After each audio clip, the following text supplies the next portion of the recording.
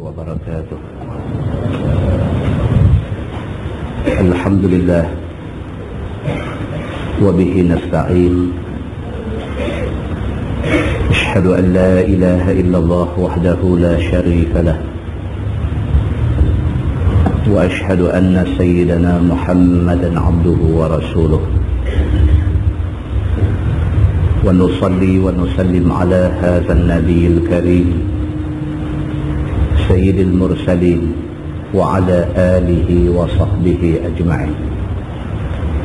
أما بعد، أيها المؤمنون اتقوا الله، أوصيكم وإياي بتقوى الله، فقد فاز المتقون. Muslimin dan muslimat, mudah-mudahan dirahmati Allah Subhanahu wa ta'ala. Di dalam sebuah hadis عن عبد الله بن عباس رضي الله عنه قال رسول الله صلى الله عليه وسلم: التقى مؤمنان على باب الجنة، مؤمن غني ومؤمن فقير، كان في الدنيا، فأدخل الفقر الجنة، وحبس الغني ما شاء الله أن يحبس، ثم أدخل الجنة، فلقيه الفقير فقال: يا أخي، ماذا حبسك؟ والله لقد حبست حتى خفت عليك. فيقول: يا أخي، إني حبست بعدك محبسا فظيعا كريها، ما وصلت إليك حتى سال مني من العرق، ما لو ورده 1000 بعير كلها أكلت حمض النبات لصدرت عنه رواء، أو كما قال. Hadis riwayat Imam At-Tirmidzi. Daripada Abdullah bin Abbas radhiyallahu anhu, kata dia, Nabi SAW bersabda, Nabi kata, iltaqa mu'minani ala babil jannah. Nabi kata ada dua orang mukmin berjumpa di pintu syurga. Nabi SAW cerita dekat sahabat satu benda yang akan jadi esok ni. Nabi kata ada dua orang mukmin, dua-dua pun beriman, jumpa di pintu syurga. Mu'minun ghani wa mu'minun faqir, kana fid dunya. Mereka ni dua-dua masa di atas dunia dulu, seorang kaya, seorang miskin. Dua-dua beriman. Cuma hak seorang ni ditakdirkan Allah kaya, hak seorang lagi ditakdirkan Allah fakir. Kata Nabi, fa'udkhilal faqirul jannah. Nabi kata hak fakir masuk surga dulu. Dua-dua beriman. Cuma hak seorang kaya, hak seorang miskin.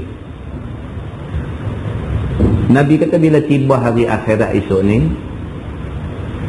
mukmin yang fakir ni masuk dulu daripada mukmin kaya. Wa hubisal ghani ma syaa Allahu an yahbas. Maka hak mukmin kaya ni Allah tahan dia sat.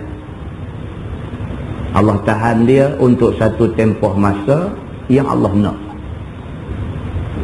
Dia pun akan masuk syurga, tapi nanti sat.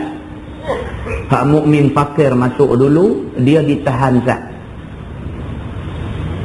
Summa udkhilal jannah. Lepas berapa lama masa, baru dia masuk syurga.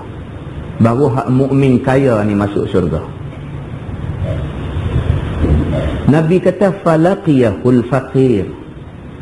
Maka si fakir ni jumpa mukmin kaya ni dalam syurga. Dia masuk dulu dah.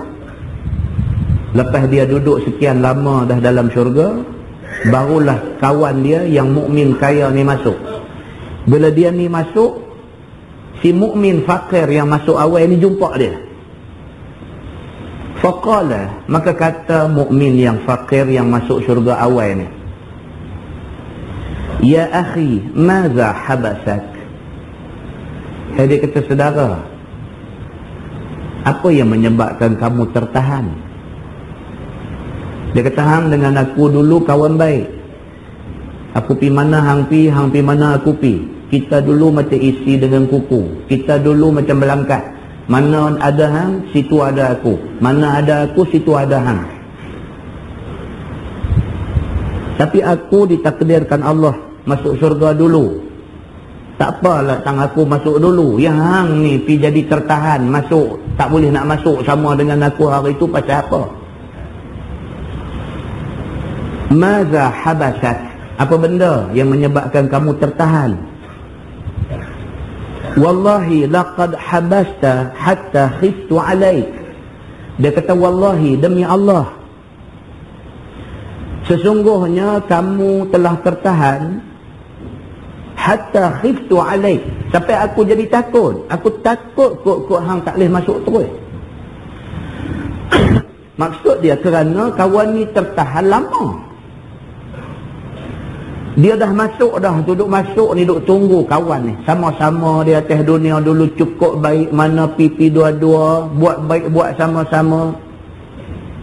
Tiba-tiba dia masuk syurga, kawan baik dia kaya ni tak masuk lagi. Tunggu punya tunggu, tak tahu apa jadi, hatta khiftu. Sampai dia kata, aku ni naik takut. Dia kata, takut kok kalau hang tak boleh masuk terus. Pasal duk tunggu macam tunggu buah tak luruh. Hang tak nampak masuk ke dalam syurga ni. Fayaqul, Nabi kata, maka jawab si mukmin kaya ini. Dia kata, ya akhi, inni hubistu ba'daka muhbisan fadhi'an kariha. Jawab si mukmin kaya ni, dia kata, saudara, dia kata, sesungguhnya aku ditahan selepas daripada hang masuk dulu. Hang masuk syurga tu aku kena tahan. Penahanan aku itu muhbisan fadhi'an karihan. Aku ditahan dalam keadaan fadhi', yang cukup uduh. Aku ditahan dalam keadaan yang karih, yang cukup keji, yang cukup aku tak suka. Aku bukan sahaja masuk syurga lambat, bahkan aku ditahan dalam keadaan yang sangat tak seronok. Bukan tahan-tahan saja, tahan dalam keadaan tahan kena dera. Ma wasaltu ilaik hatta sala minni minal araq.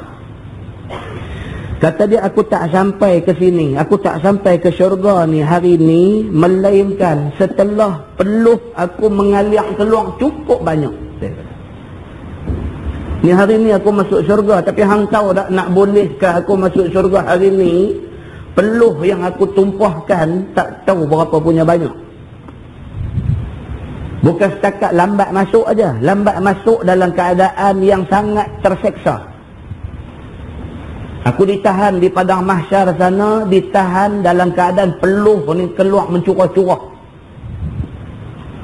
Ma law waradahu alfu ba'irin kulluha akalatu khamdin nabat la sadarat anhu rawat. Dia kata, sekira-kira lamanya masa aku duduk di sana, sekira-kira banyaknya peluh yang keluar masa di padang mahsyar sana, kalau sekiranya dibawa alfu ba'ir, kalau dibawa 1000 ekor unta, yang unta ni makan barang-barang yang pahit dan masin. Maka sudah tentulah 1000 ekor unta tu mai duk hirup makan peluh aku yang tumpah. Peluh masin aku yang tumpah ni, mereka boleh minum peluh aku sampai hilang dahaga 1000 ekor unta ni. Baru habis peluh yang aku tumpahkan di mahsyar sebelum masuk ke syurga ni. Hadis riwayat Imam At-Tirmizi. Muslimin dan muslimat yang dirahmati Allah sekalian. Hadis ni bukanlah bermaksud nak beritahu kata Islam ni anti kepada kemewahan dan kekayaan. Dah, bukan itu maksud dia. Hadis ni nak beritahu kata Islam mau supaya umat Islam jadi kaya. Tapi dengan syarat jadi orang kaya yang bersyukur pada Allah. Hadut jadi tersangkut di padang mahsyar ni satu, pasal harta banyak. Harta banyak sangkut dah. Pasal tiap-tiap sen duit kita nak dihisap. Bila nak dihisap, lambat lah. Itu satu. Apabila dihisap pula, jumpa pula duit yang masuk jalan tak elok. Jadi lagi lambat. Jadi agama nak bagi tahu dekat kita bahawa Islam mau orang Islam jadi orang senang, jadi orang kaya. Tetapi jadilah orang kaya yang bersyukur kepada Allah. Orang kaya yang tidak lupa diri. Orang kaya yang tahu memilih jalan halal di dalam nak membina kekayaan dia. Dan jadilah orang kaya yang sentiasa ingat Allah dan ingat kepada orang susah. Bila boleh jadi orang kaya yang macam tu, maka mudah-mudahan hisab kita di padang mahsyar atas kekayaan yang kita miliki tidaklah sebegitu lama. Seperti mana lamanya hisab ke atas orang kaya yang duit masuk kepada dia dengan jalan yang haram dan syubhat. Bahkan Islam tak mau umat Islam hidup miskin. Islam tak mau orang Islam tak mau umat Islam hidup susah di atas muka bumi ni. Apatah lagi susah dunia, akhirat kena azab. Dan sebuah hadis Nabi SAW bersabda, Nabi kata, wa inna ashqal ashqiya man ijtama'a alaihi faqrud dunya wa azabul akhirah. Nabi kata, wa inna ashqal ashqiya, sesungguhnya orang yang paling celaka. Syaqi ini maksud celaka. Jangan buh nama anak Syaqi. Buh nama anak Syauqi tak apa. Jangan bubuh Syaqi. Syaqi makna dia jahat, celaka. Ibubuh Muhammad Syaqi, habis. Makna celaka. Hari-hari kita panggil dia celaka. Syaqi, Syaqi, Syaqi, celaka. Kita doa kecelakaan untuk dia. Nabi kata, wa inna ashqal ashqiya, maka sesungguhnya secelaka-celaka manusia itu ialah man ijtama'a alaihi faqrud dunya, sesiapa yang terhimpun ke atasnya fakir di atas dunia, wa azabul akhirah, akhirat terhimpun azab. Atas dunia miskin, fakir, meminta-minta, tadah tangan, harap belas kesian orang. Atas dunia hidup susah melarat, tiba-tiba pergi di akhirat, terhimpun kepada dia azabul akhirah, kena pula azab akhirat. Ini manusia yang paling celaka, Nabi kata. Maknanya Islam mau kita jadi orang senang atas dunia. Dan lebih penting lagi, Islam mau kita jadi manusia bahagia di hari akhirat.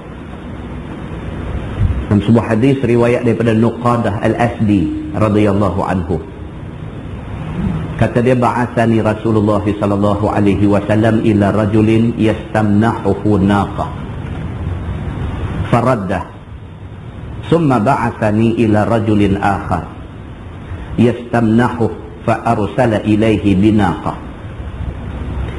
فلما أبصرها رسول الله صلى الله عليه وسلم قال اللهم بارك فيها وفي من بعث بها. قال نقادة فقلت لرسول الله صلى الله عليه وسلم وفي من جاء بها؟ قال النبي صلى الله عليه وسلم وفي من جاء بها. ثم أمر بها فحلبت فدرت. فقال رسول الله صلى الله عليه وسلم اللهم أكثر مال فلان للمانع الأول waj'al rizqa fulan yawman bi yawmin lillazi ba'atha bin naqah, atau kama qala, hadis riwayat Imam Ahmad dengan isnad yang sahih. Seorang sahabat Nabi nama dia Nuqadah Al-Asdi. Satu hari Nabi perintahkan Nuqadah ini supaya pergi ujung kampung jumpa satu orang yang ada unta banyak. Nabi panggil Nuqadah, Nabi kata, Nuqadah, hang tolong pergi sa ujung kampung ni, ada satu orang dia bela unta banyak, minta dekat dia sekong unta yang ada susu. Ambil bawa mai sini, aku nak perah susu unta tu, aku nak minum dan aku nak bagi sahabat-sahabat yang miskin ni minum, lepas tu unta tu aku nak bagi balik. Nabi suruh Nuqadah pergi minta dekat orang kaya, ada banyak unta ni. Nuqadah pergi. Bila jumpa hamba Allah ni, faraddahu, dia tak bagi. Nabi minta, dia tak bagi. Nabi SAW minta, dia tak bagi. Tuan-tuan fikir tengoklah, kita kalau mak minta kita tak bagi pun, kita ni ashqal ashqiya, kita ni orang paling celaka dah. Ini bukan mak, ini Nabi SAW. Allah dan Rasul kalau minta jangan tak bagi. Nabi minta Nuqadah pi minta dekat dia unta sekok, bukan nak ambil semelih buat gulai, pi minta unta tu buat mai, nak perah susu. Nabi sendiri nak minum, Nabi nak bagi sahabat-sahabat Ahlus Suffah yang miskin tak ada duit ni, nak bagi mereka minum, lepas tu unta tu nak bagi balik, dia tak bagi. Faraddahu, dia tolak, dia tak bagi. Maka Nuqadah balik habaq dekat Nabi, ya Rasulullah, aku dah pindah dan orang yang kamu suruh jumpa tu aku dah jumpa, tapi dia tak bagi. Summa ba'athani ila rajulin akhar. Nabi kata tak apa, hang pi pula dekat satu orang. Nabi tunjuk orang lain pula. Nabi kata pi dekat dia ni pula. Dia ni pun ada unta banyak juga. Serupa tu juga sampai dekat dia, minta unta dia sekong, aku nak perah susu, aku nak minum, sahabat-sahabat yang susah ni nak minum, lepas tu aku nak bagi balik unta ke dia. Fa arsala ilaihi binaqah. Kawan yang kedua ni, bila Nuqadah mai habaq kata Nabi nak ndak, bagi. Dan bagi. Nabi nak hang ambil pi. Ambil.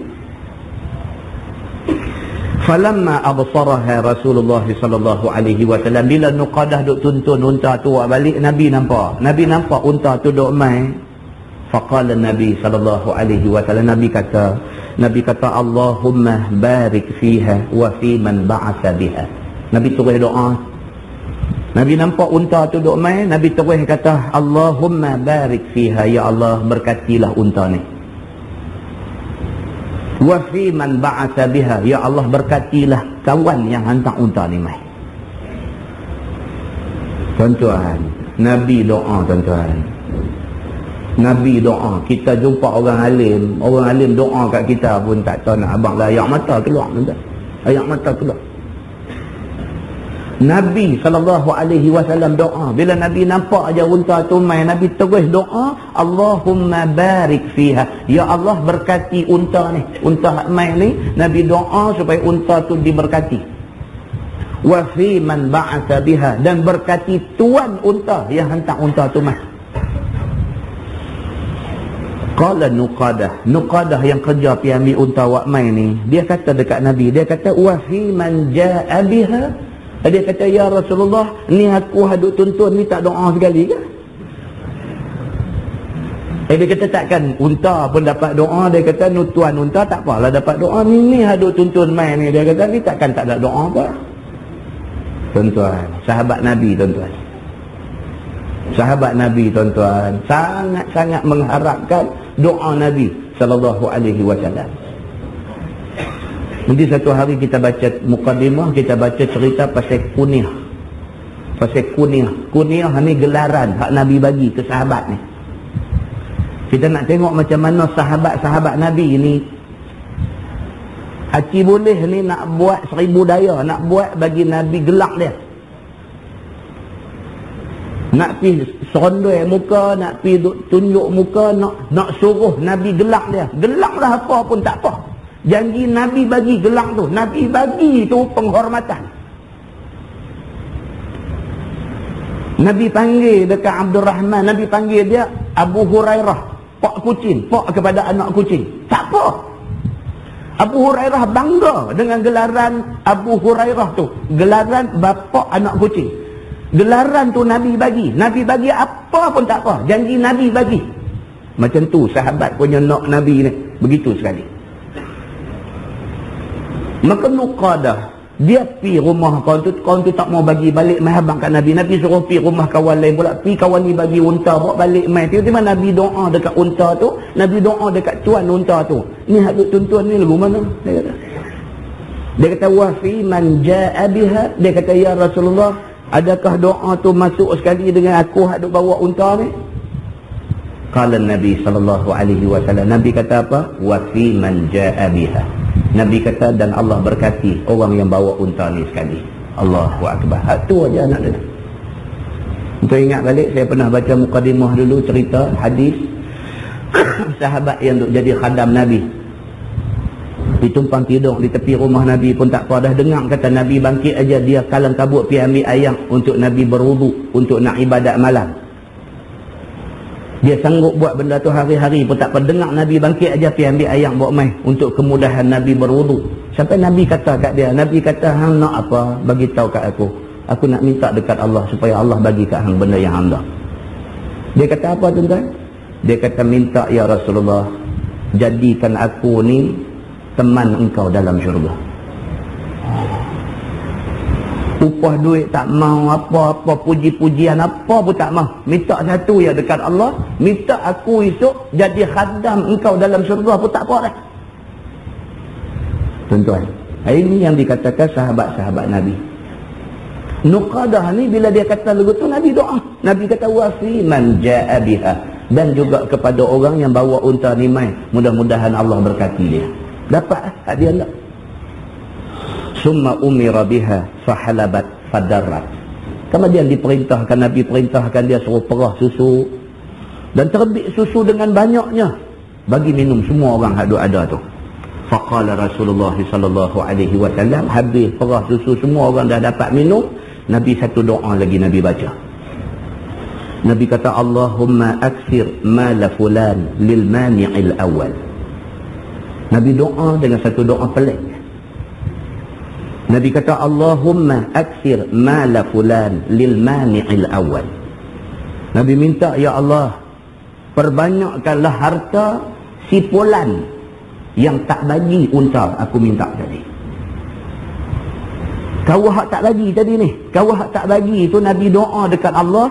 Nabi kata Allahumma aksir mala fulan lil mani'il awal. Nu kau hak tak bagi tadi nu, Nabi kata minta bagi harta dia jadi banyak lagi. Nabi kata waj'al rizqa fulan yawman bi yawmin lillazi ba'atha bin naqah. Nabi kata dan ya Allah, jadikanlah kawan yang kirim unta mai dekat aku, boleh aku minum susu dia ni, bagi dekat dia rezeki sehari-sehari aja. Nabi doa macam tu. Sahabat dengar pelik lah. Patut-patut doa supaya kawan hak bagi ni, kawan hak bagi ni minta supaya harta dia bertambah. Patut-patut doa kawan hak tak bagi tu biar dia ni jadi merosot bankruptcy ke apa ke, patutnya lagu tu. Tapi Nabi doa terbalik. Nabi minta kawan hak bakhil, kedekut, tamak, tak mau nak bagi. Nabi minta tadi ni, Nabi minta supaya Allah limpah ruahkan harta untuk dia. Dan Nabi minta kepada kawan hak pemurah bagi ni, supaya rezeki dia ni yauman bi yaumin, ala qadar, hari-hari, tidak kaya sangat. Syarah hadis ini menjelaskan maksud hadis ni apa dia. Dia kata Nabi SAW berdoa sesuai dengan angan-angan orang yang berkenaan. Kawan hak mula tadi ni dia mengangan-angankan jadi lebih kaya, maka kerana tu dia bakhil, dia kedekut, dia tamak, dia apa hak dia tak bagi ke orang. Dia angan-angan. Nabi minta doa dekat Tuhan bagi dia dapat apa yang dia angan-angankan. Satu. Yang kedua, mudah-mudahan harta yang dia tamakkan sangat tu akhirnya akan menyusahkan dia. Macam mana hadis yang kita baca awal tadi, orang mukmin yang ghani, orang mukmin tapi kaya, lambat masuk dalam syurga. Pasal apa? Pasal harta kekayaan yang banyak tu mengambil masa yang cukup panjang untuk dihisap dia. nak boleh ke dia masuk syurga, dia kena tahan lama. Oleh kerana itu yang dia nak, Nabi minta kepada Allah bagi apa yang dia nak. Manakala orang yang kedua yang pemarah dengar aja Nabi nak terus bagi unta dia, Nabi doa supaya dia kekal begitu, tak jadi terlampau kaya sangat, biar rezeki dia ni yauman bi yaumin, cukup pada sehari, rezeki ada dan cukup masa untuk beribadah kepada Allah Subhanahu wa taala. Muslimin dan muslimat yang dirahmati Allah sekalian, kita ambil iktibar daripada dua hadis yang kita baca. Mudah-mudahan Allah Subhanahu wa taala pelihara kita daripada tertipu dan terpedaya dengan ujian-ujian dunia. Mudah-mudahan mukadimah itu memberi manfaat kepada kita semua, insya-Allah. Kita menggunakan Baharul Mazi jilid 18. Baharul Mazi jilid 18. Tuan punya kereta PBK 4423 minta ubah dalam kawasan Ma'had Tahfiz segera. Tolong PBK 4423 tolong ubah kereta. Muslimin dan muslimat yang dirahmati Allah sekalian, muka surat 36. Muka surat 36. Bab ma jaa fi sifati abwabil jannah. Iaitu bab yang datang pada menyatakan sifat segala pintu syurga. Syurga ada pintu. Tadi pun kita baca hadis cerita tentang dua orang mukmin, seorang kaya, seorang miskin, yang mereka jumpa di pintu syurga. Ini kita nak tengok bab tentang sifat yang dikatakan pintu syurga. Ketahuilah saudaraku, pintu syurga itu luas. Dia kata pintu syurga luas, sungguh pun luas. Maka pada waktu masuk orang-orang mukmin, maka jadi bersesak-sesak jua dan bersendel-sendel bahu. Dia kata pintu syurga ni luas. Sekali dia cerita luas macam mana. Sungguh pun pintu syurga luas, tapi oleh kerana nak masuk syurga ni ramai, dia jadi berasak-rasak juga ketika nak masuk tu. Demikianlah hadis yang dikeluarkan oleh Imam At-Tirmizi. Kata dia, an Abdullah bin Umar radhiyallahu anhuma qala qala Rasulullah sallallahu alaihi wasallam babu ummati alladhina yadkhuluna minhul jannah arduhu masiratur rakib al-mujawwidi salasa.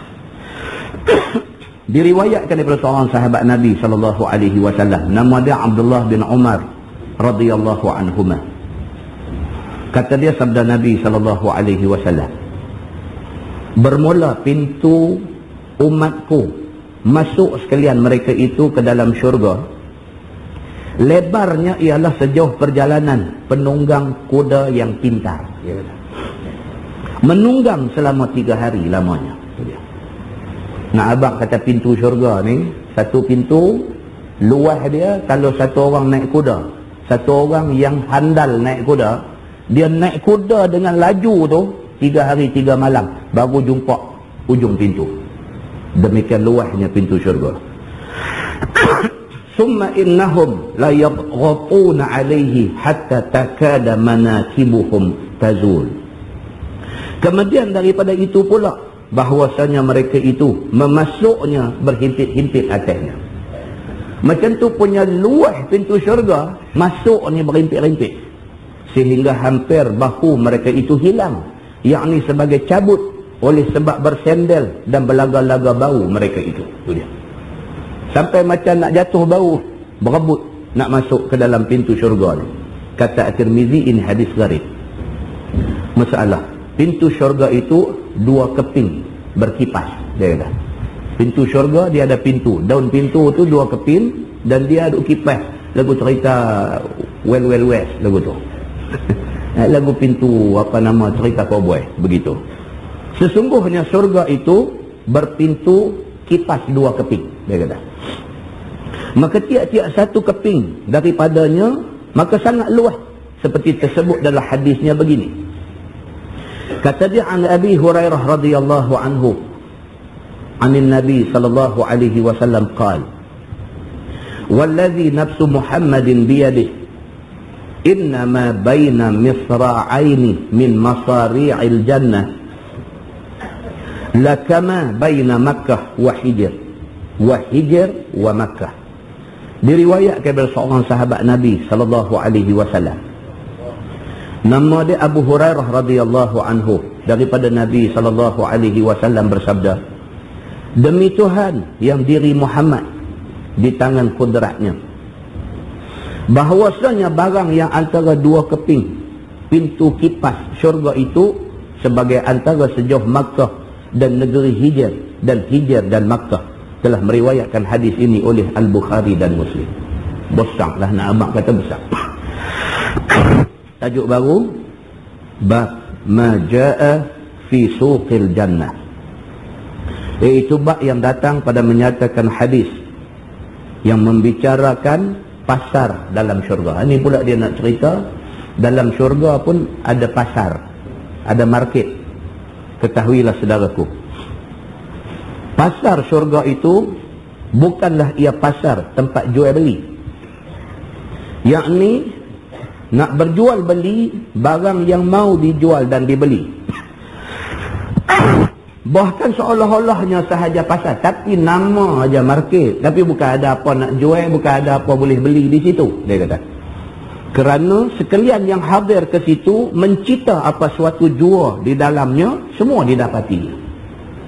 Kerana yang kata pasar dalam syurga ni tak pakai duit. Bila pi aja di situ, teringat apa dapat? Tak kena bayar duit. Pi di pasar tu tengok apa, berasa nak dapat lagu tu. Jadi cerita kata nak meniaga money changer tak boleh di sana. Sebab duit tak pakai. Jadi tak payah buka wata berita nak tengok apa nama nilai mata wang jatuh ke naik ke turun, tak payah. Sebab duit tak pakai di sana. Bawa diri aja pi, tengok apa, berasa berkenan, tengok-tengok tu ada kat kita, lagu tu. Maka itu yang dikatakan suq ataupun pasar dalam syurga. Maka apabila telah dihimpun oleh Tuhan akan semua orang di situ, maka masing-masing pun minta dan ambil apa kehendaknya dengan sekira-kira amalnya. Bila semua orang duk ada di pasar ni, pasar syurga ni, apa dia nak dia dapat bergantung kepada amal dia masa di atas dunia cara mana. Kalau di atas dunia amal dia banyak, dan amal yang banyak tu pula amal ikhlas, maka di sana cukup istimewa Tuhan bagi ke dia. Begitu. Maka keadaan pi dan masuk ke dalam pasar dan dapat apa yang disukai itu, itulah yang diterangkan di dalam hadis yang dikeluarkan oleh Imam At-Tirmizi. Kata dia, an Sa'id bin al-Musayyab annahu laqiya Abu Hurairah. Qala Abu Hurairah, as'alullah an yajma'a baini wa bainaka fi suqil jannah. Diriwayatkan daripada seorang tabi'in, nama dia Sa'id al-Musayyab. Dia ni pun cerita panjang ni kalau nak cerita tentang Sa'id bin al-Musayyab. Dia bukan sahabat, dia tabi'in. Tabi'in ni orang yang tak dan jumpa Nabi. Mereka hanya dan jumpa sahabat Nabi. Maka mereka ni dipanggil tabi'in. Maka di kalangan tabi'in ini, Sa'id al-Musayyab ini tabi'in yang ada nama. Dia ada anak perempuan, cukup segak. Cukup segak. Sehingga kan segak anak perempuan dia ni jadi bahan bercakap orang semua. Semua orang bercakap pasal segak anak Sa'id bin Musayyab ni. Sebahagian pergi mengaji dekat Sa'id bin Musayyab ni bukan nak tengok kitab, nak tengoklah rumah dia. Ada sebahagian nakal lagu tu. Pergi mengaji ni bukan nak tengok kitab je, kitab nak tengok je, tapi dalam tu pun nak tengok je. Bunyi pinggan jatuh ya, dan pakat nak tengok. Pasal apa? Pasal dalam sana ada buat pinggan tu dia nak tengok. Lawa anak Sa'id bin Musayyab ni. Sehingga kan lawa dia ni, khalifah pun berminat nak ambil buat menantu. Khalifah berminat nak ambil anak Sa'id bin Musayyab buat menantu. Khalifah hantar rombongan main meminang. Sa'id bin Musayyab tolak pinangan khalifah. Dia tolak bukan kerana anak dia dah ada kawan dah. Dia tolak. Khalifah terkejut. Khalifah tak sangka ada orang di kalangan rakyat ni Bila dia pergi meminang, sanggup tolak pinangan dia, dia tak sangka benda ni. Khalifah mai jumpa dia. Khalifah tanya dia, apa pasal kamu tolak pinangan anak aku? Apa dia jawab? Dia kata, kerana aku sayang agama anak aku. Khalifah tanya, awak pasal apa? Anak aku teruk sangat ke? Dia kata, dah. Tapi aku tak yakin. Dia kata, anak tuanku boleh jaga anak saya. Dia kata, saya tak kata anak tuanku jahat, tapi saya tak yakin anak tuanku boleh jaga anak saya. Khalifah tak boleh kata apa, sebab dia tak mau bagi. Balik aja Khalifah, dia panggil anak murid dia seorang nama Abdullah. Dia panggil, dia kata, hang mau dah aku nak bagi hang nikah dengan anak aku? Terkejut Pak Lah ni. Dia kata, nak melawak pun jaga buat lagu ni. Dia kata, anak tu guru ni siapa yang tak kenal? Semua satu negeri sembang pasal lawa anak dia ni. Dia tanya dekat Pak Lah ni, dia kata, Pak Lah hang mau dah anak aku? Pak Lah terkejut. Tak, dia kata, sungguh mau dah hang, aku nak bagi hang nikah dengan anak aku? Pak Lah ni kata, tapi Tok Guru, saya duit tak ada. Jawab soalan aku, dia kata. Jawab soalan aku, hang mau dah aku nak bagi hang nikah dengan anak aku? Ish. Nak jawab apa tuan-tuan? Mau, dia kata. Tapi abang lah kata duit tak ada. Tang duit tak ada tu dia abang awal-awal esok jangan duduk. Kan? Abang awal-awal duit tak ada, dia kata. Tok Guru dia kata, aku tak tanya soalan tu. Pasal apa yang pergi jawab? Aku tanya lain, hang pergi jawab lain. Pasal apa? Aku tanya hang mau tak kat anak aku. Aku tak tanya hang duit ada tak ada. No, dia kata. Mau, alhamdulillah. Dia bagi nikah anak dia dengan Abdullah, anak murid dia, tak ada apa ni. Pasal apa? Pasal dia yakin Abdullah boleh jaga agama anak dia.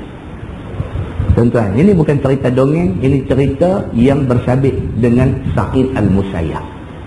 Ini cerita hadis ni diriwayatkan daripada seorang tabi'in nama dia Sa'id Al-Musayyab, bahawasanya jumpa ia dengan seorang sahabat Nabi sallallahu alaihi wasallam, iaitu Abu Hurairah radhiyallahu anhu.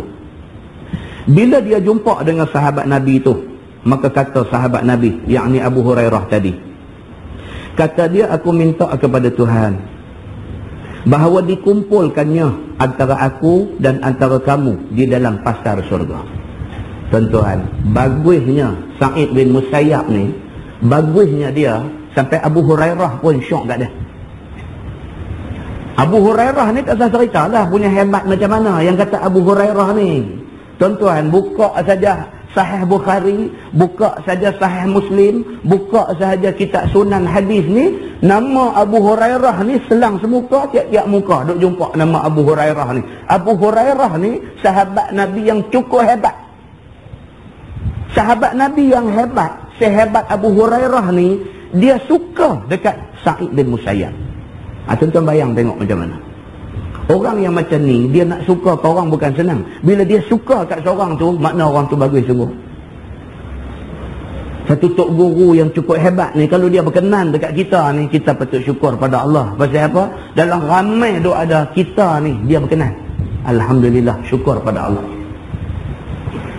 Abu Hurairah radhiyallahu anhu yang begitu sekali hebat dari segi meriwayatkan hadis ni, dia berkenan dekat Sa'id bin Musayyab ni, sampai dia kata apa? Dia kata dekat Sa'id bin Musayyab, aku minta kepada Allah agar dikumpulkan aku dengan kamu di dalam pasar syurga esok ni.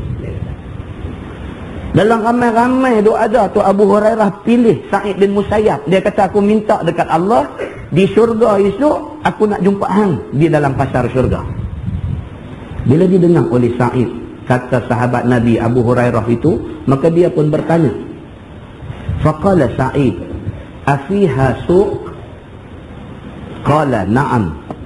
Akhbarani Rasulullah sallallahu alaihi wasallam anna ahlal jannah idza dakhaluha nazalu fiha bifadli a'malihim. Maka berkata Sa'id, maka berkata Sa'id bin Musayyab, adakah di dalam syurga itu pasar? Sa'id tanya. Sa'id bin Musayyab tanya, dia kata hang minta dekat Tuhan supaya esok kita jumpa dalam syurga. Di syurga ada market ke? Di syurga ada pasar ke? Semacam kita di dunia ini ada pasar? Maka jawab Abu Hurairah, bahkan ada pasar di dalam syurga itu, tetapi tidaklah ia seperti pasar di dalam dunia ini. Abu Hurairah kata, ada. Di syurga itu ada pasar, ada market, tapi tak macam pasar di dalam dunia ni. Hanya serupa pada nama jua, kerana bukan berjual beli di dalamnya. Dia kata nama aja pasar, tapi tak macam pasar lagu kita duk tengok pasar tani di sini, tak serupa macam tu. Dia kata cuma dia kata di sana satu pasar istimewa disediakan Allah kepada kita semua.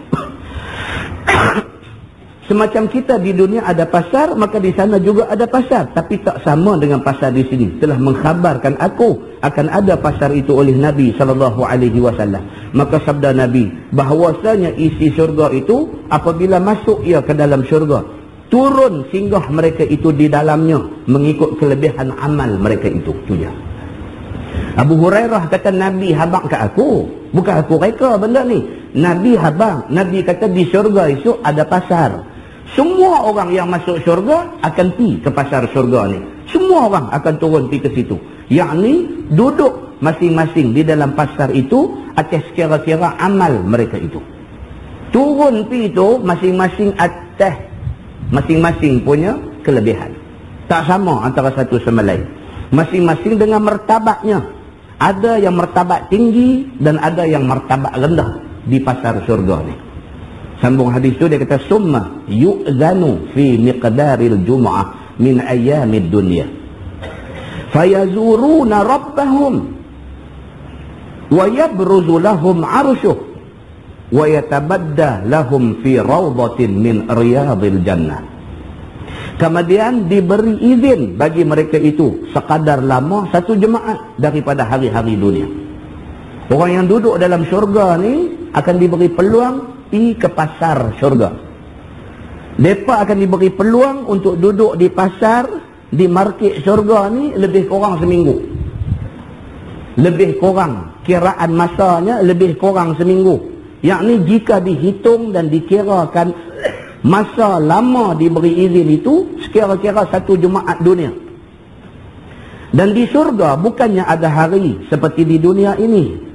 Dan bukannya ada siang malam. Dan bukannya ada jam. Syurga tak ada semua benda ni. Di sana esok tak ada Isnin, Selasa, Rabu, tak ada. Dalam syurga esok tak ada 1 hari bulan, 2 hari bulan, 3 hari bulan, tak ada. Dalam syurga esok tak ada pukul 7, pukul 8, pukul 9, pukul 10, tak ada. Syurga ni satu tempat yang bukan dunia. Bukan dunia, jadi dia lain lah. Apa yang ada di atas dunia ni, itu bukan syurga. Syurga ni tak ada. Dia bukan macam yang ada atas dunia ni, bukan. Kalau atas dunia ada jam, sana tak ada. Kalau di atas dunia ada hari, sana tak ada. Kalau di atas dunia ada hari bulan, sana tak ada. Tapi lamanya masa Allah bagi orang-orang yang duduk syurga turun ke pasar syurga ni, kalau dikira lebih kurang seminggu lama masa dia. Tapi hari tak ada di sana. Anda boleh faham? Ada gutu cerita dia. Dia kata bila sudah diberi izin, maka ziarah mereka itu akan Tuhannya. Tu dia kemuncak kepada nikmat yang Allah limpahkan kepada ahli syurga. Apa dia? Boleh menziarahi Allah Subhanahu wa ta'ala. Boleh melihat Allah Subhanahu wa ta'ala. Ini tajuk yang kita akan tengok.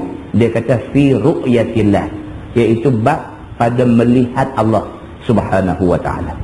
Penghuni syurga bila masuk syurga ni Tuhan bagi segala-gala. Sehingga kenapa yang teringat dalam hati dapat belakang. Sehingga kan penghuni syurga ni rasa aku tak pernah sangka macam ni Tuhan nak bagi dekat aku dalam syurga. Tuhan bagi ni luar daripada sangkaan, luar daripada jangkaan daripada depa sangka tak ada dah nikmat lebih daripada hak depa dapat ni. Tiba-tiba Tuhan mai tanya depa, Tuhan kata, "Hampa mau dak aku nak bagi dekat hampa satu lagi nikmat?" Terkejut ahli syurga. Ada lagi nikmat lain daripada ni? Ada lagi? Tuhan kata ada. Apa dia? Nikmat melihat aku. Macam mana? Wallahu a'lam. Allah sahaja yang mengetahui. Kita tak boleh rongkai dah. Rongkai sikit lagi, masuk buat gila. Tak boleh rongkai. Benda ni tak boleh rongkai. Tunggu rasa aja di sana itu. Macam mana yang kata nikmat, kemuncak nikmat kepada ahli syurga ni. Begitu. Nah, dia kata, dan berhimpun semuanya pada satu tempat. Semua orang duduk di satu tempat tu. Allah Subhanahu wa ta'ala akan tajallikan depan semua orang yang ada tu, bagi nampak yang dikatakan Allah Subhanahu wa ta'ala itu. Itulah kemuncak nikmat kepada ahli syurga. Maka tajalli dan zahir bagi mereka itu singgah sana Allah Subhanahu wa ta'ala. Yang duk kata Arsyur Rahman, Arash ni macam mana? Masa tu Allah tajallikan, Allah zahirkan, nampak tu dia yang kata Arash ni macam mana. Kita hari ni Firaun pun anak bukit tu tengok istana Sultan Kedah pun hebatlah. Kita berpeluang pergi di Brunei nu round tengok yang kata istana Sultan Brunei ni, tengok hebat dah. Kita tak tengok lagi yang kata Arsyur Rahman, yang dikatakan Arash, singgah sana Allah Subhanahu wa ta'ala tu macam mana. InsyaAllah kita pakat-pakat tengok di sana. Dia kata dan tajalli ia bagi mereka itu di dalam satu taman daripada beberapa taman syurga. Dan semua orang berpeluang melihat Allah Subhanahu wa ta'ala hal keadaan duduk di dalam taman daripada taman-taman syurga Allah. Begitu. Kemudian sambung hadis tu, dia kata fatudau lahum manabiru min nur wa manabiru min lu'lu' wa manabiru min yaqut wa manabiru min zabarjat wa manabiru min zahab wa manabiru min fiddah. Dan dihantarkan bagi mereka itu membar-membar daripada cahaya. Itu dia. Membar ni sebagai simbol lah. Simbol kepada kebesaran. Membar.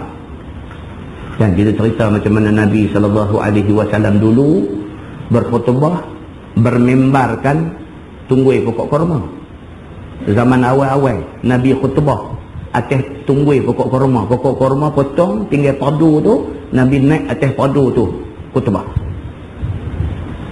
Sehinggalah satu sahabat pergi jumpa Nabi, ya Rasulullah, boleh tak boleh izinkan aku ni tukang. Dia kata izinkan aku nak buat satu tempat, satu platform untuk Nabi bagi khutbah yang nampak okey sikit. Nabi kata okey. Maka sahabat ni design satu minbar, satu platform 3 anak tangga. Maka itulah khutbah minbar yang Nabi SAW guna untuk pertama kalinya selepas Nabi guna tunggui pokok kurma tu. Dan kita jumpa dalam hadis cerita di mana semua orang jadi mana ni bunyi mai pada mana. Nabi duk khutbah duk bunyi meremek macam tu. Kita tengok Nabi turun daripada membar yang 3 anak tangga. Nabi turun, Nabi jalan pi dekat padu pokok kurma hak Nabi duk guna sebagai membar dia selama ni. Nabi pi, Nabi tepuk dia. Nabi kata kat dia, tak apa, hang akan sama dengan aku dalam syurga esok. Sengak bunyi teriak lah. Tuan-tuan, ini berlaku zaman Nabi dan peristiwa ni dicatatkan di dalam hadis Nabi. Dalam syurga esok dia cerita apa? Dia kata dihantarkan bagi mereka itu mimbar daripada cahaya, mimbar daripada mutiara, mimbar daripada permata yakut, mimbar daripada zabarjat, mimbar daripada zahab, daripada emas, dan mimbar daripada perak. Dia buat mai sebagai satu simbol kepada penghormatan orang yang masuk syurga ni. Dia hantar mai mimbar-mimbar ini.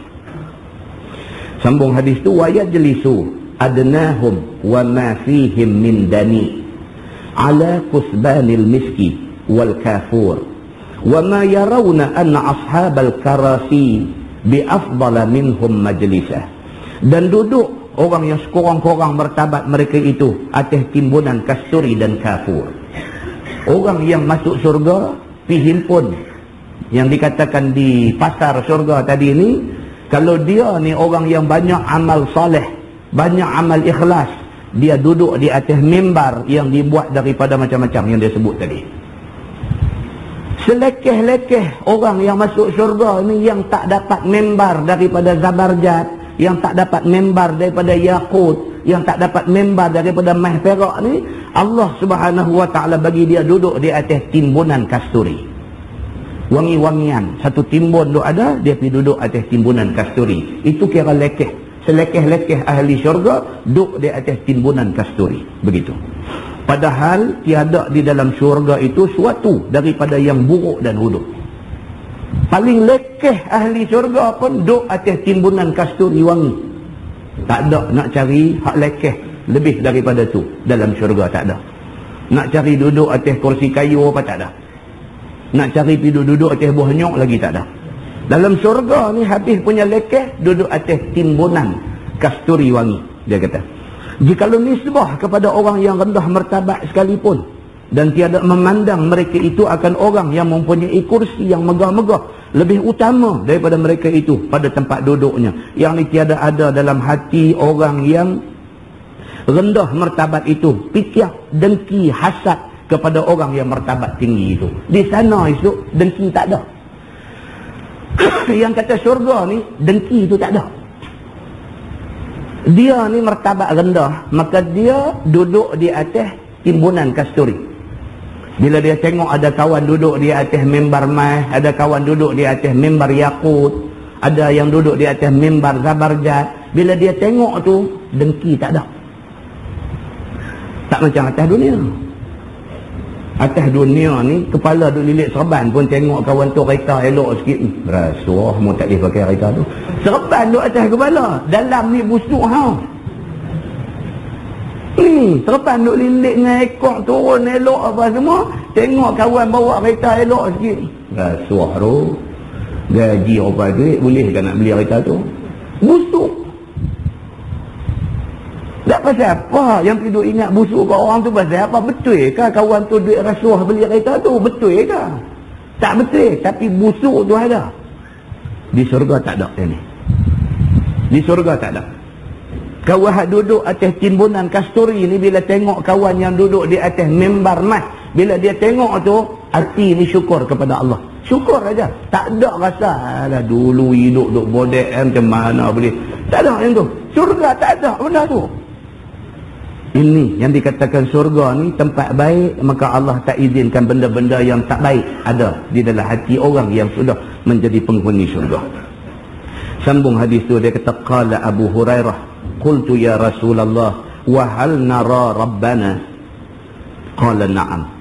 Qala hal tatamarawna fi ru'yati syams wal qamar fi lailatil badri? Qulna la. Qala kadzalika la tamarawna fi ru'yati rabbikum. Maksudnya kata Abu Hurairah, aku kata kepada Nabi SAW, ya Rasulullah, adakah boleh kita melihat Tuhan di dalam syurga itu? Abu Hurairah tanya Nabi. Abu Hurairah tanya Nabi, bila Nabi duk kata esok bila masuk syurga kita semua akan dihimpunkan di satu tempat, nama dia Suqul Jannah, nama dia pasar syurga ataupun market syurga. Di sana masing-masing orang dengan masing-masing amal masa di atas dunia. Kalau dia satu orang yang banyak amal dan amal dia ikhlas, dia dilihat duduk di atas mimbar daripada emas, perak, zabarjat, yakut dan sebagainya. Nabi kata selekeh-lekeh orang yang masuk syurga, dia akan duduk di atas timbunan kasturi wangi. Bila Nabi duk cerita macam ni, Abu Hurairah ada benda nak tanya Nabi. Dia tanya apa? Dia kata, ya Rasulullah, dia kata, kita esok masuk syurga, boleh tak tengok Tuhan? Dia tanya macam tu. Ya Rasulullah, bolehkah kita tengok Tuhan? Maka jawab Nabi SAW, bahkan kita semua akan melihat Tuhan di sana. Ini cerita dia.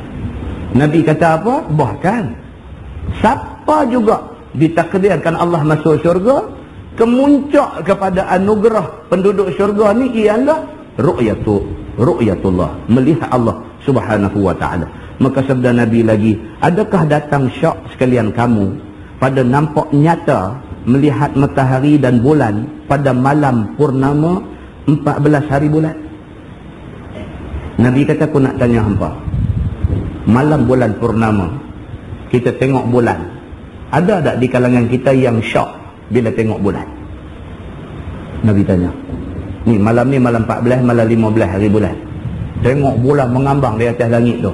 Ada tak orang syok duk tengok? Dia tu bola pingpong tu, bukan. Ada tak orang pindu jadi 3 suku tu? Ada. Macam mana kita tengok bulan purnama, kita tak syok dah. Tumbuk mati, kilah tangan kita macam mana pun kita duk kata bulan tu lah.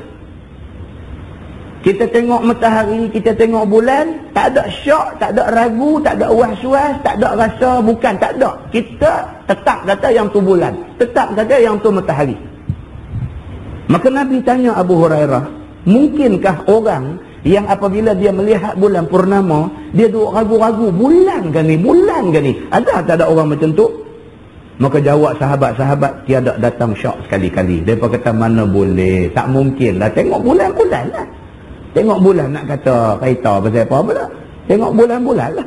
Maka sabdanya, demikian jua, tiada datang syak sekalian kamu pada melihat Tuhan kamu. Nabi kata, macam mana kita tengok bulan purnama, kita tak ada syak apa, kita kata itu bulan. Demikianlah di akhirat esok, kita melihat Allah, kita tak ada syak apa, memang kita melihat Allah subhanahu wa ta'ala. So soal melihat Allah bagi penghuni syurga, itu soal yang tidak syak, bahkan benda yang pasti. Dia kata, sambung hadis tu, dia kata, wala yabqa fi dhalikal majlis rajulun illa hadarahu Allahu muhadarah hatta yaqula lirrajuli hatta yaqula lirrajuli minhum ya fulan ibn fulan atadhkuru yawma kadha wa kadha fayudhakkaru bi ba'di ghadaratihi fid dunya. Dan tiada tinggal di dalam itu majlis seorang laki-laki, melainkan bercakap-cakap dengan dia oleh Allah subhanahu wa ta'ala sehabis-habis cakap, sehingga berfirman ia bagi laki-laki daripada mereka itu, hai si anu, anak si anu, adakah engkau lihat akan hari bagian-bagian? Adakah engkau ingat akan hari bagian-bagian? Maka diberi ingat akan dia, yakni akan Allah, dengan setengah daripada janji yang tiada disempurnakannya pada masa di dalam dunia. Itu dia. Nabi kata, orang yang masuk syurga boleh tengok Allah. Bukan sahaja boleh tengok Allah, bahkan boleh bersembang dengan Allah. Bersembang dengan Allah sampai peringkat Allah panggil kita ni dengan nama kita, bin pak kita. Anugerah Allah bagi kepada penghuni syurga. Bukan takat tengok aja, boleh duduk berdepan-depan ni. Nabi kata, illa hadarahullahu muhadarah, melainkan Allah hadir, duk ada di depan tu, duk ada depan kita terang-terang. Hatta yaqula lirrajul, sehinggalah Tuhan kata dekat makhluk, dekat hamba yang duduk depan dia, Tuhan kata, ya fulan ibn fulan. Tuhan kata, hey Samsuri bin Ahmad, panggil aku tu. Allahu akbar, tuan-tuan. Jangan pula tak ni siapa pergi duk kata pula, Tuhan boleh ke kenal semua orang? Dia ramai kan? Jangan duk tanya lagu tu, kita orang tak duk mengaji.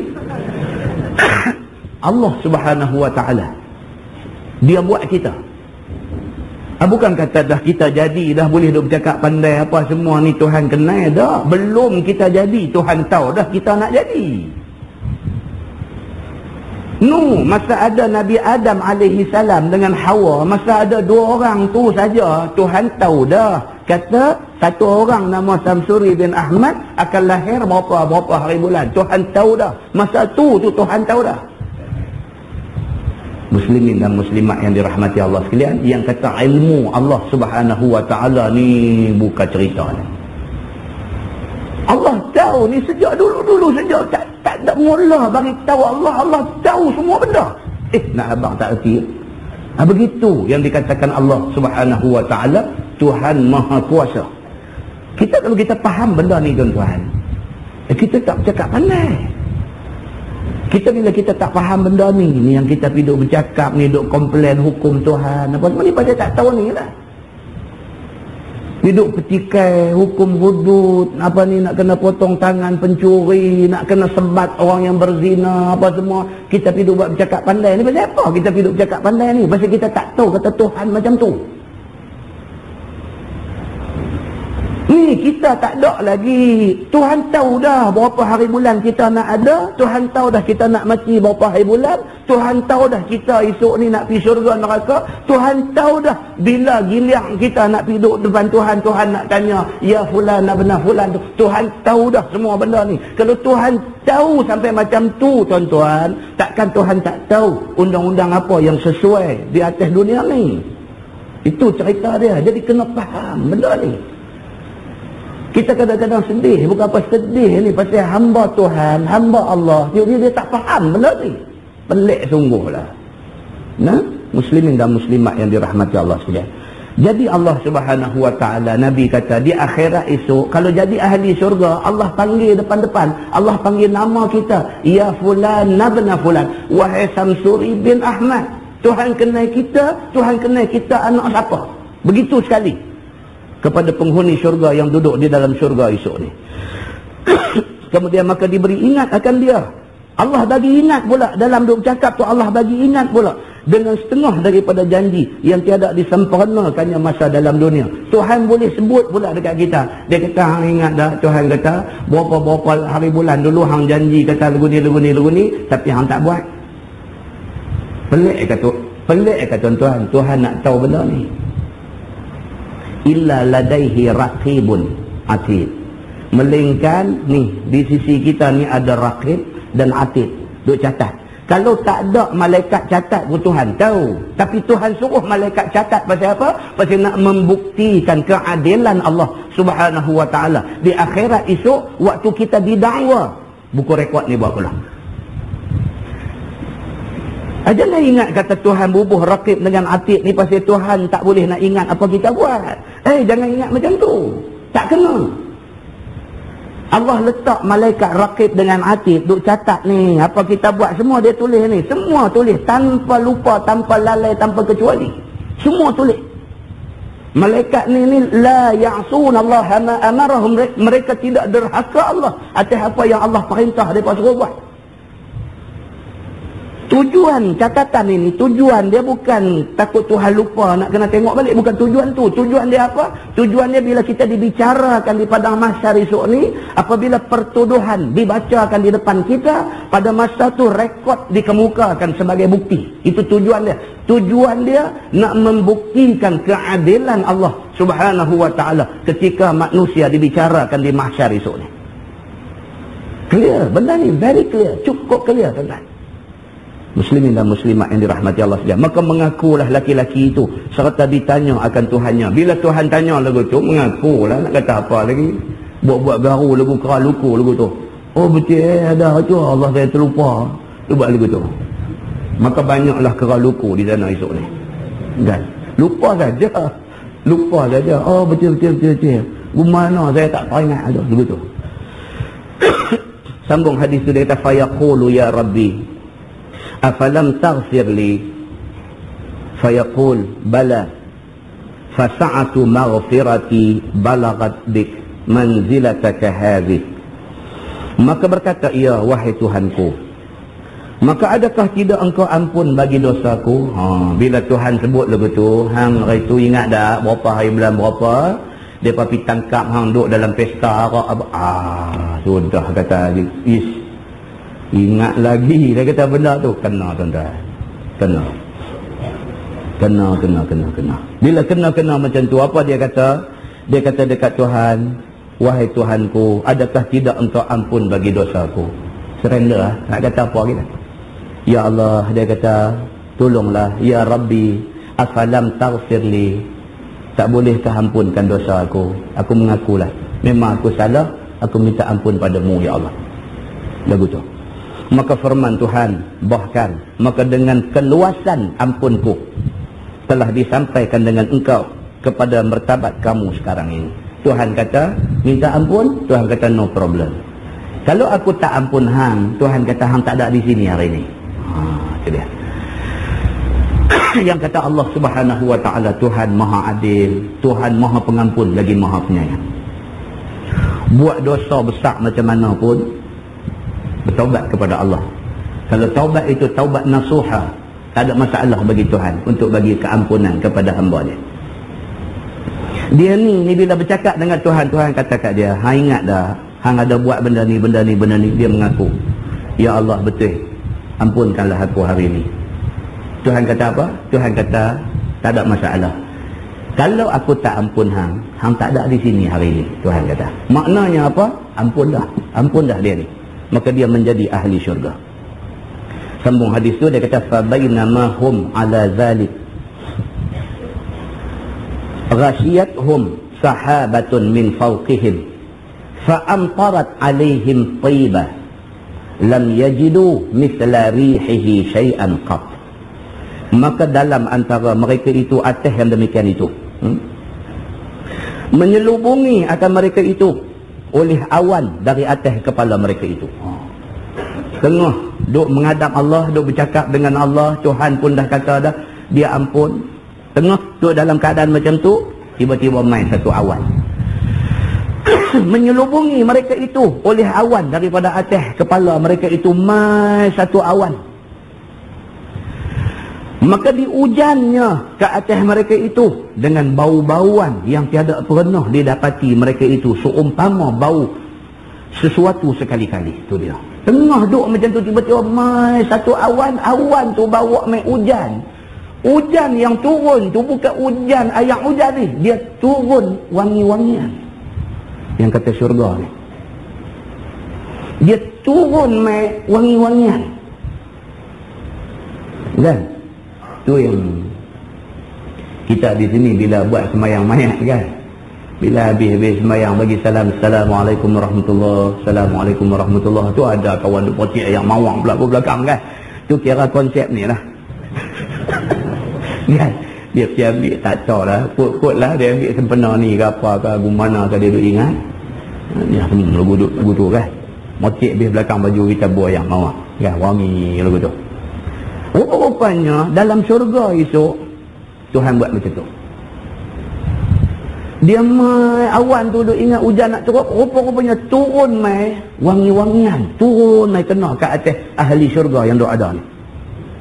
Wa yaqulu rabbuna tabaraka wa ta'ala, qumu ila ma a'dadtu lakum minal karamah fakhudhu mashtahaitum fana'ti suqan qad haffat bihil malaika ma lam tanzuril uyunu ila mislih wa lam tasma'il adhan wa lam yakhtur 'ala alqulub fayuhmalu lana mashtahayna laysa yuba'u wa la yushtara. Maka berfirman Tuhan kita yang maha suci lagi maha tinggi, bangun sekalian kamu kepada barang yang telah aku sediakan bagi sekalian kamu daripada kemuliaan. Maka ambil oleh sekalian kamu barang yang kamu ada ingin akan dia oleh nafsu sekalian kamu. Lepas Tuhan duduk beramah mesra bercakap dengan hamba-hamba dia di syurga esok ni, lepas tu Tuhan kata qumu, Tuhan kata bangkit. Tuhan kata semua orang bangkit, pi ambil kemuliaan yang aku janji dekat hangpa selama ni. Itu dia. Tuhan kata bangun semua orang bangun. Hampa semua adalah ahlul jannah, ahli syurga yang dijanjikan karamah, yang dijanjikan kemuliaan oleh aku dulu. Hari ini aku nak bagi kemuliaan yang aku janji tu. Bangun semua, jom pakat-pakat pergi ambil janji baik aku dekat hampa semua. Maka kita pun pergi kepada pasar itu. Tuhan suruh pergi ke suk ini, ke yang dikatakan market syurga, yang kata pasar syurga ni, Tuhan suruh pergi sana. Maka sesungguhnya telah dilengkongi dengan dia oleh malaikat akan barang yang belum pernah dilihat oleh mata dan tidak pernah didengar oleh telinga dan tak pernah terlintas di dalam hati. Maka ditanggung bawa kepada kita akan barang yang kita ingin akan dia itu. Bila turun-turun pi dekat pasar syurga ni, bila pi tengok malaikat duk kawal kawasan tu semua. Hufat alaihil malaikah, telah dikelilingi oleh malaikat-malaikat Allah al-muqarrabun, duk jaga keliling kawasan pasar itu. Maka tiada ia dijual dan tiada ia dibeli. Benda yang ada dalam pasar syurga tu, kalau kita teringin nak beli pun kita tak boleh beli dan tak ada orang nak jual, melainkan teringin dapat, macam tu. Sambung hadis tu, dia kata wa fi dzalika suq yalqa ahlul jannah ba'dahum ba'dha. Qala fayuqbilu ar-rajul dzul manzilatil murtafi'ah fayalqa man huwa dunah wa ma fihim dani fayaru'uhu ma yara alaihi minal libas. Dan di dalam itu pasar berjumpa-jumpa ahli syurga setengah akan setengahnya. Masa itulah pakat dia jumpa balik. Tengok-tengok Tok Imam kampung kita pun ada. Tengok-tengok pak penakan kita yang kita umur 16 dia mati dah. Kita baru umur 16 dia mati. Tengok-tengok dia ada balik dalam syurga. Tengok-tengok, di situlah tempat berjumpa semua ahli syurga ni. Maka sabda Nabi, maka beradab seorang laki-laki yang mempunyai darjat yang tinggi, lalu berjumpa ia dengan orang yang lebih kurang darjat daripadanya. Berjumpa dua ahli syurga, hak seorang darjat tinggi, hak seorang darjat rendah. Hak seorang duduk atas mimbar buat daripada yakut. Hak seorang duduk di atas timbunan kasturi. Jumpa. Dan tiada di dalam mereka itu orang yang hodoh dan buruk. Tak ada siapa pun yang rupa paras tak segak. Segak semua. Hak duk ada dalam syurga tu segak semua. Maka bila dilihat oleh orang yang rendah darjat akan orang yang tinggi darjat, lalu terkejut ia dengan sebab barang yang dilihatnya daripada pakaian kemuliaan dan kemegahan itu. Kawan hak darjat rendah ni, bila jumpa dengan kawan hak darjat tinggi ni, jumpa, tengok pakaian yang kau tu pakai, oh, dalam hati dia ni berasa apa, oh, hebatlah dia ni, pakaian dia elok sungguh. Dan berkata-kata hatinya berkenan akan pakaian itu. Bila dia tengok kawan hak darjat tinggi ni pakai macam tu, dia tengok tu hati teringin. Hati itu teringin. Begitu.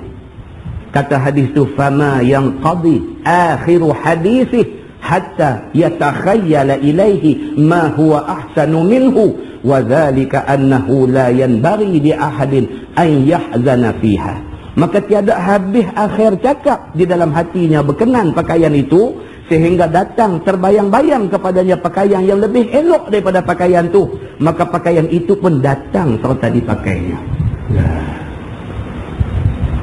Dia baru tengok pakaian kau tu, baru teringat dalam hati, oh cantiklah kalau aku dapat. Baru tu ingat tu tengok pakai dah. Tengok tu, hati ni baru duk berkata-kata. Hati duk berkata-kata tak habis lagi. Tengok baju tu duk ada di badan dia dah. Allah bagi macam tu kepada ahli syurga. Dan yang demikian itu, bahawasanya tiada sayogia bagi seorang berduka cita di dalam syurga. Nabi kata kalau macam tu, tak ada lah satu orang pun patut duka cita apabila dia masuk syurga. Tak patut duka cita. Pendek kata, apa yang teringat boleh belaka. Kita atas dunia ni kalau tengok ada teringat, aku bila boleh pakai macam tu, sampai mati tak boleh pakai lagi, kan? Duduk tengok Sultan Brunei ada kapal terbang peribadi, ada personal jet, kapal terbang peribadi, kan? Duduk tengok, aku bila nak boleh pakai kapal terbang? Tuk Zah kapal terbang lah, kan? Mimpi hak patut-patut ngahang sudah lah, kan? Di syurga itu mimpi apa pun tak apa, main semua. Tak tahu nak abang lah lagu tu. Maka dikurniakan Tuhan apa nikmat yang menyukakan hati dan sukacita dengan sentiasanya mereka itu. Seronok dalam syurga ni, tak tahu nak abang. Kira nak apa dapat, seronok. Begitu. Sambung hadis tu, dia kata summa nansarifu ila manazilina fayatalaqqana azwajuna fayaqulna marhaban wa ahla laqad ji'ta wa inna bika minal jamal afdala mimma faraqtuna alaiha. Ni lagi dahsyat. Apa pula dia kata? Kemudian berpalinglah kembali kita ke rumah kita. Habis dah pergi masuk dalam market, dalam pasar surga ni, tengok apa teringin semua dapat, tengok teringat, belum habis ingat dah dapat apa semua, dah habis puas dah apa nak semua dapat, teringat nak balik rumah.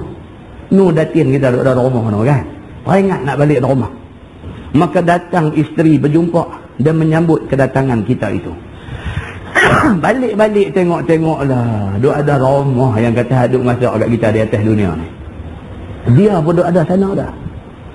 Bila kita sampai aja, dia sambut kita balik ni, seraya berkata isteri kita, selamat datang, selamat tiba.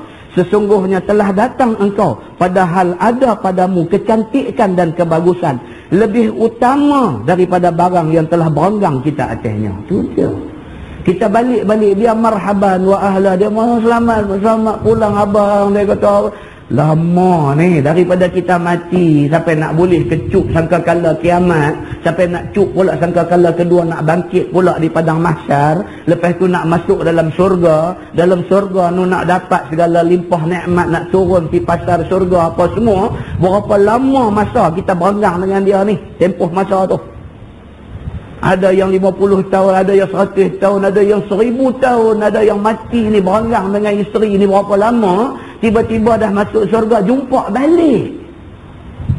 Bila jumpa isteri ni kenal kita lagi, kita pun kenal dia lagi. Isteri kata, dia kata marhaban wa ahla. Dia kata selamat datang, selamat pulang abang apa semua. Sambut kita. Lepas tu apa dia kata? Dia kata wa inna bika minal jamal afdala mimma faraqtuna alaih.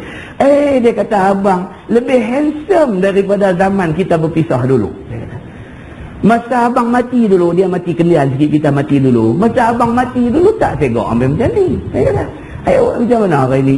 Pergi buat facial kan? Kan? Pergi ambil suntikan botok kan? Dia kata, segak lain macam. Segak tu lain macam. Dan benda ni disebut dalam hadis.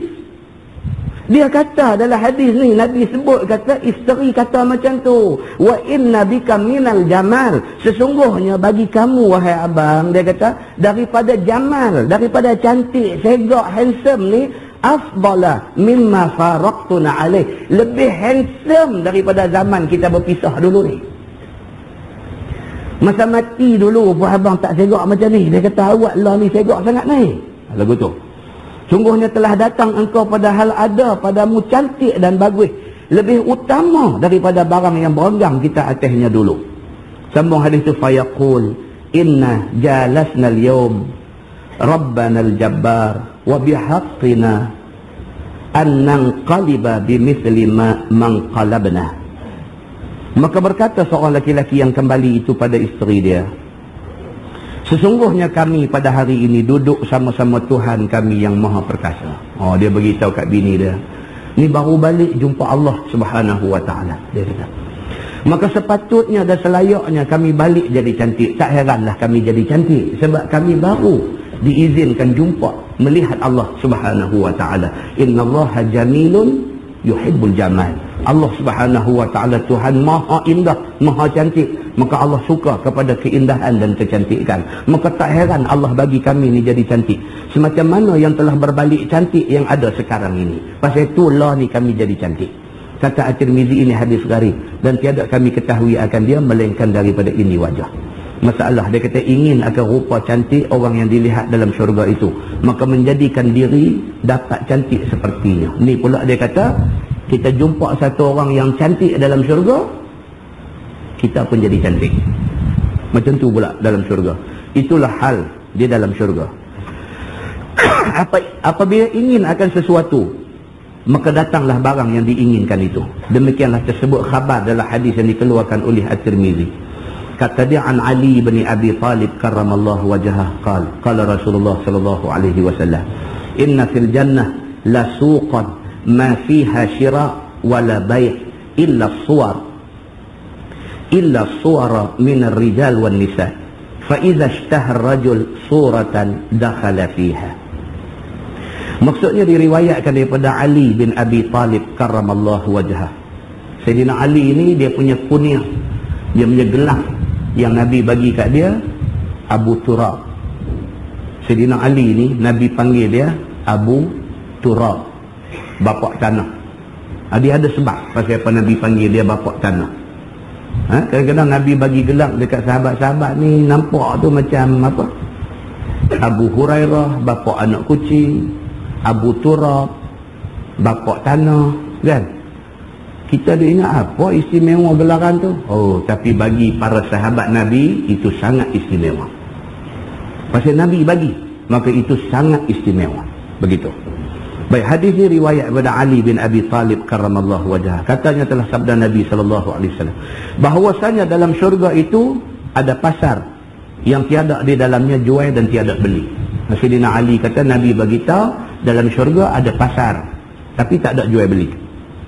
Hanya rupa cantik daripada laki-laki dan perempuan, itulah yang dipandang dan dilihat. Yang kata pasar dalam syurga ni ada rupa cantik. Kita boleh tengok banyak rupa-rupa cantik di dalam syurga ni. Maka apabila ingin seorang akan satu rupa yang cantik itu, maka masuklah ia di dalamnya. Yakni dijadikan Allah sepertinya. Seperti seolah-olahnya masuk ia di dalam rupa yang cantik itu, oleh lekahnya datang dan jadinya itu. Itu dia. Kita berjumpa dengan satu orang cantik dalam syurga. Tengok tu kita berkenan cantik dia tu, kita cantik lah. Sampai macam tu boleh jadi. Kita tengok satu orang yang rupa parah cantik, kita tengok tu, kita berkenan tu, kita cantik lah. Demikian yang dikatakan pasar dalam syurga, seperti yang diriwayatkan oleh Sayyidina Ali bin Abi Talib karramallahu wajhah.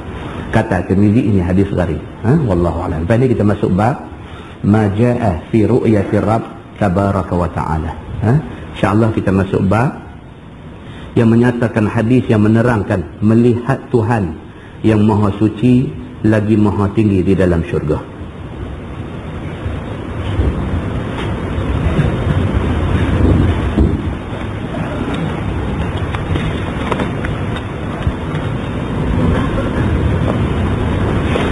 Dia ada banyak lagi tajuk selepas ni tuan-tuan. Lepas tu dia tengok fi qawlihi, bab fi qawlihi lillazina ahsanul husna wa ziyadah.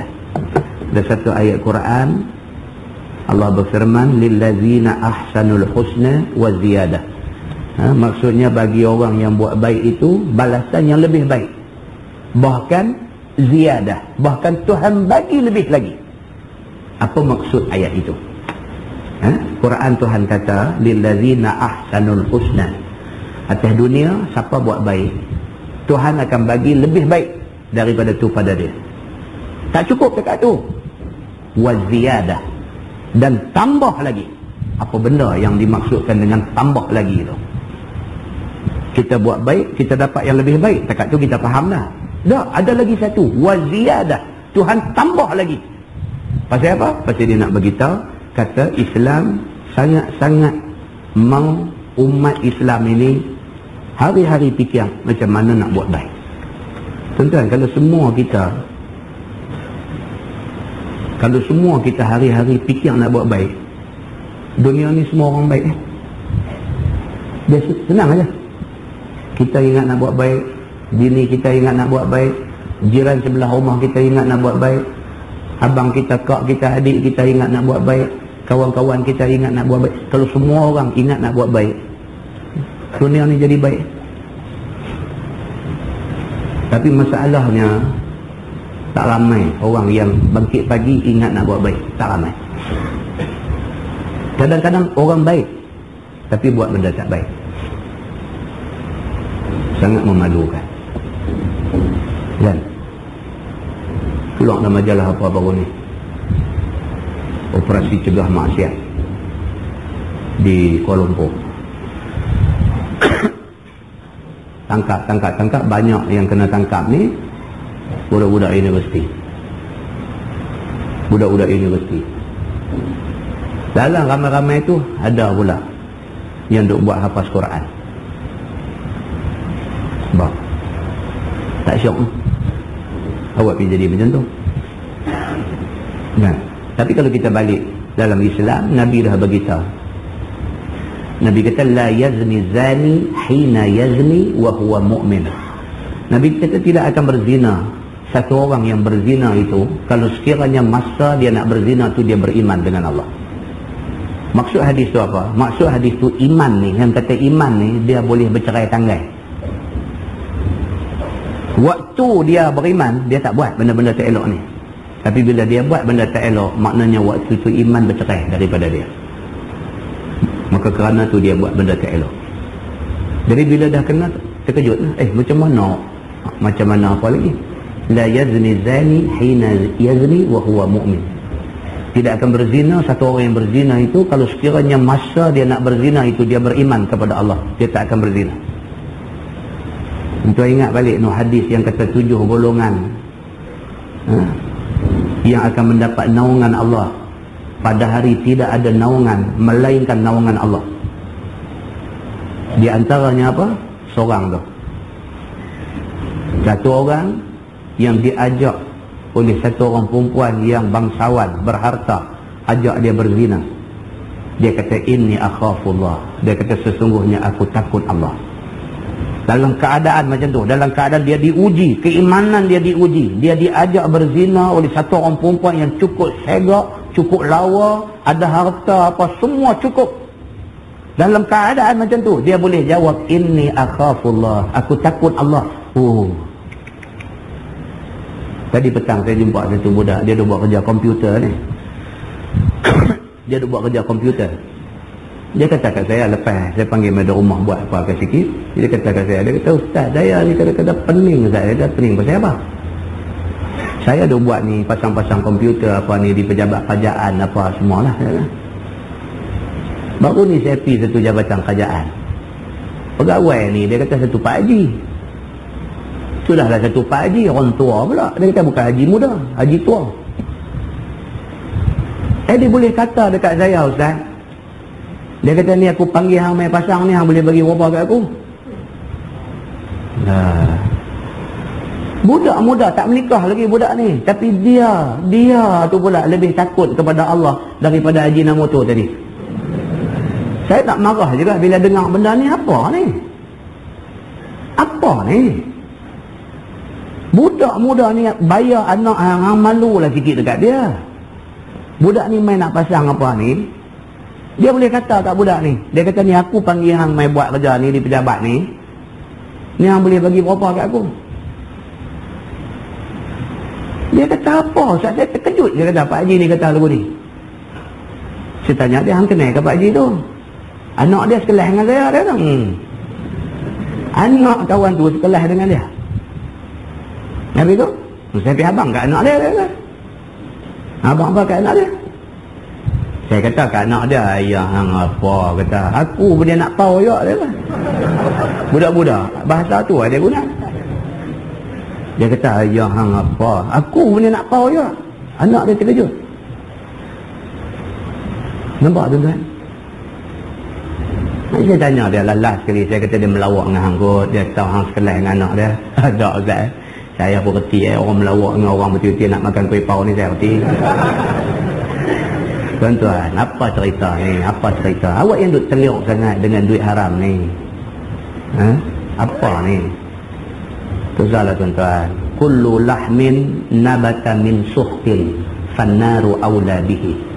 Nabi kata setiap darah daging yang terbentuk daripada sumber haram, api neraka saja untuk dia. Tuzala. Mana Tuhan bagi kat kita, alhamdulillah cukup. Nak tidur sangkut dengan benda-benda yang sampai nak jadi kita susah di sana esok, tak usah tuan-tuan, tak usah terliuklah. Anak kita tak selamat kalau kita bagi makan duit-duit yang macam tu. Anak kita tak selamat.